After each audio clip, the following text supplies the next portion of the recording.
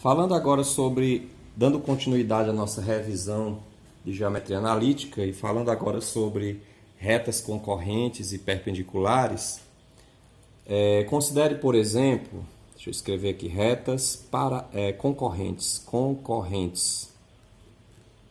certo? Retas concorrentes.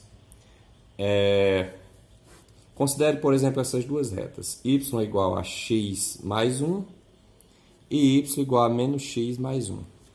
Note o seguinte, ó, o coeficiente angular dessa primeira reta aqui é 1 e o coeficiente angular dessa segunda reta aqui é menos 1. Elas não são iguais, são diferentes. Como os coeficientes angulares são diferentes, essas retas elas são concorrentes, ou seja, elas se encontram em um determinado ponto. Vamos ver como é que fica o desenho dessas retas. Eixo x, eixo y, origem. Essa primeira reta aqui, ela corta o eixo y no ponto 1, bem aqui, ó, e corta o eixo x quando o y dela for 0. 0 igual a x mais 1, ou seja, quando x for menos 1. Então, ela vai cortar aqui, ó. Esse é o desenho, tá, dessa reta que representa essa equação aqui, x mais 1.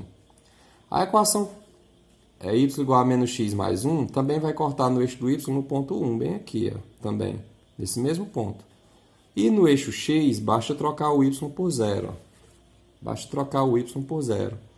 0 igual a menos x mais 1, x igual a 1. Então, ela corta o eixo x aqui. Então, essa reta passa aqui. Notem que elas estão se cruzando nesse ponto aqui de coordenadas 0 e 1. Tá certo? Uma observação muito importante é que, se você quer saber, resolvendo equações, onde é que essas retas se encontram, basta você resolver esse sistema aqui. Ó.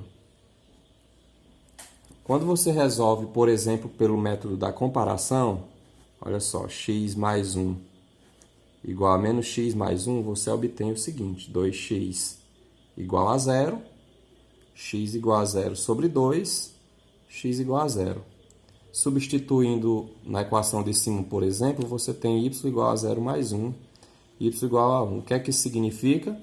Que essas retas elas se encontram no ponto de coordenadas 0, 1. Como nós já esperávamos que ia acontecer. Agora, uma informação bem mais forte do que essas. Nós já sabemos que essas duas retas são concorrentes. Mas nós podemos concluir também que, além de concorrentes, elas são perpendiculares. Ou seja, elas formam um ângulo de 90 graus. Tá? Por quê? Porque existe uma outra regrinha que diz, se eu multiplicar os coeficientes angulares de duas retas e o resultado for menos 1, então, tá, essas retas são perpendiculares. E, de fato, isso acontece.